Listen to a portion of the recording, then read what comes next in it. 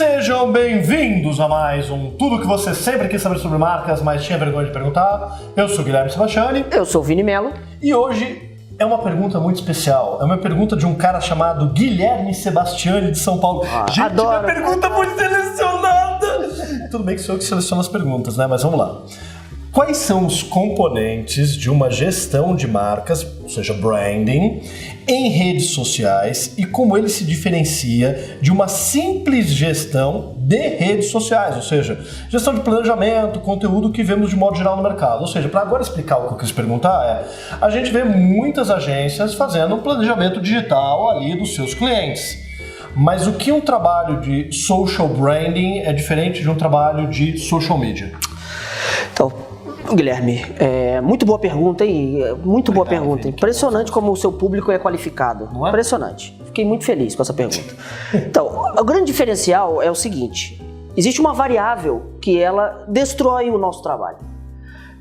Na verdade, duas. A primeira é tempo. A necessidade do imediatismo faz com que os conteúdos, toda a gestão de redes sociais, todo o trabalho de comunicação digital seja tratado como algo que precisa ser resolvido rápido. Tático o tempo inteiro. Essa é uma variável. A segunda é a questão cultural brasileira. E aí é muito maior para a gente conseguir tratar. Nós não somos um povo dado a planejamento. Nós não gostamos disso. Nós não fomos criados para isso. Nós não tivemos, ao longo dos últimos anos principalmente, possibilidade de fazê-lo, porque você tinha inflações astronômicas da noite para o dia, então não tinha como se planejar. Você precisava reagir à realidade. O que isso nos ocasionou? Vamos para um exemplo primeiro mundano para depois trazer para o digital. Copa do Mundo na Alemanha. 2 anos antes da Copa do Mundo estava absolutamente tudo pronto. Eles tiveram 2 anos apenas para fazer teste. Vamos ver se o trânsito vai ficar ruim, vamos ver como é que vai ser o fluxo de entrada e saída das pessoas, como é que vai ser a distribuição de comidas e bebidas durante o evento. Então eles puderam acertar tudo e aí é perfeito. Como é que foi o nosso? Em 6 meses nós fizemos tudo que a gente não fez em 6 anos. E aí é tapume pra cá, vai pra baixo do tapete. E nós somos muito bons em improvisos, porque se nós não tivéssemos essa característica, seria terrível. E isso é portado para o trabalho de comunicação.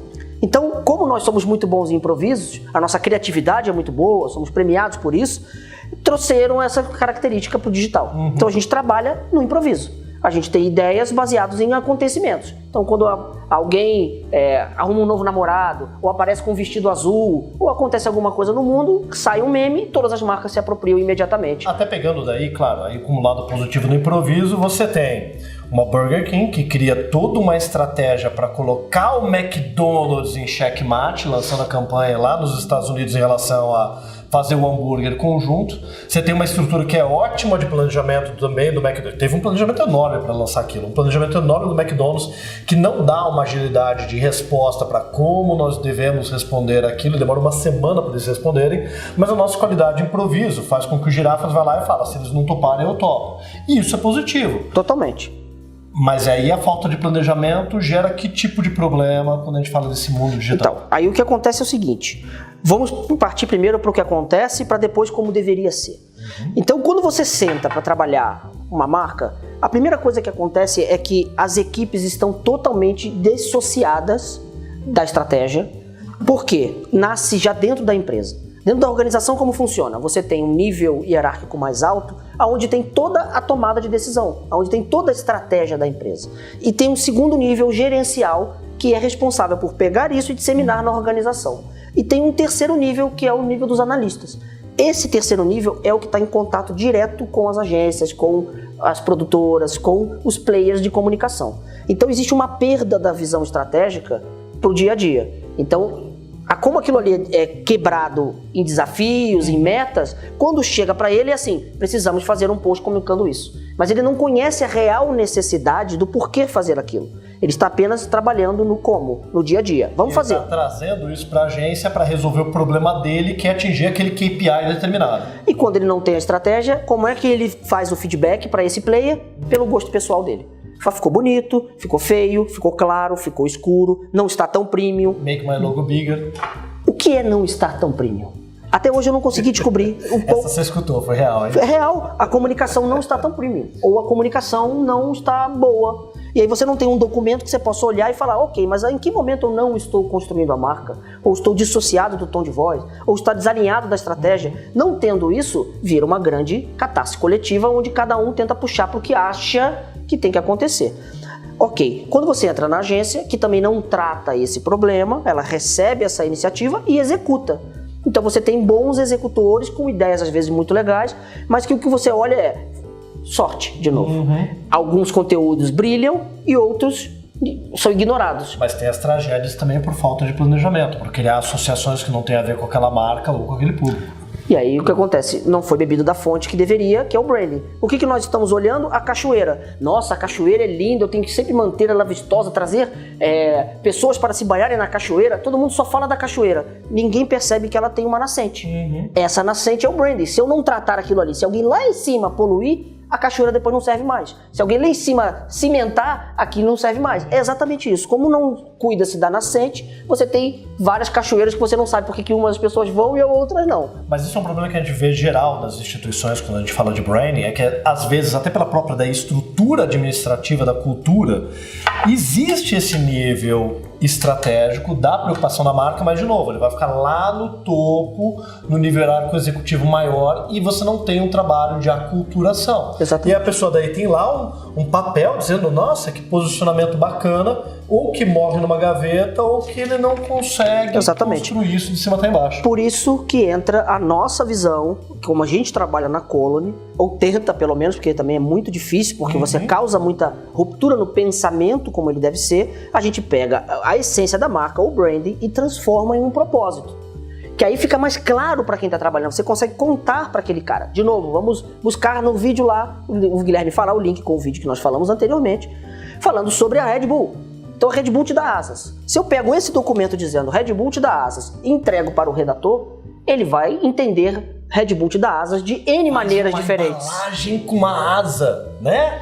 Pode ser qualquer coisa. O que te dá asas? Ele pode fazer o que ele quiser, porque é muito amplo. Agora quando você chega para ele e fala, olha, o nosso posicionamento é Red Bull te dá asas. Mas o que nós temos que construir nesse canal? Nós temos que tirar aquela pessoa da zona de conforto, porque isso vai dar a ela asas. Então quando você diz para ele, eu preciso de conteúdos, imagens, textos que toda hora provoquem aquela pessoa que olhar o conteúdo a sair da zona de conforto, ou seja, que gere uma reflexão do tipo, o que eu estou fazendo nesse escritório?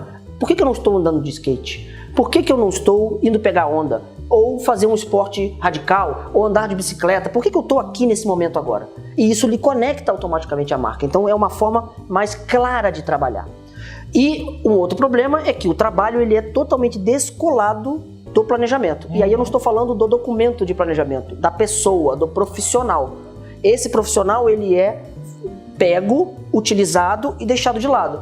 Ou ele faz um planejamento maravilhoso para ele e para o cliente, todo mundo aprova, mas ninguém segue, porque ele é retirado depois do processo, ou ele simplesmente não é consultado em momento algum, e ele faz um retroplanejamento. Alguém tem uma ideia e ele justifica aquela ideia. Esse profissional precisa estar inserido no processo, porque ele é o dono da estratégia, ele é o dono da essência da marca. Também é responsável se alguma coisa der errado. É, porque é muito dinâmico o dia a dia, muda muito. Então, parece que tudo é possível quando você não tem esse direcionamento. Ah, então agora amanhã vai ser o dia do pinguim, ou o dia do sol nascente. Eu devo fazer um conteúdo?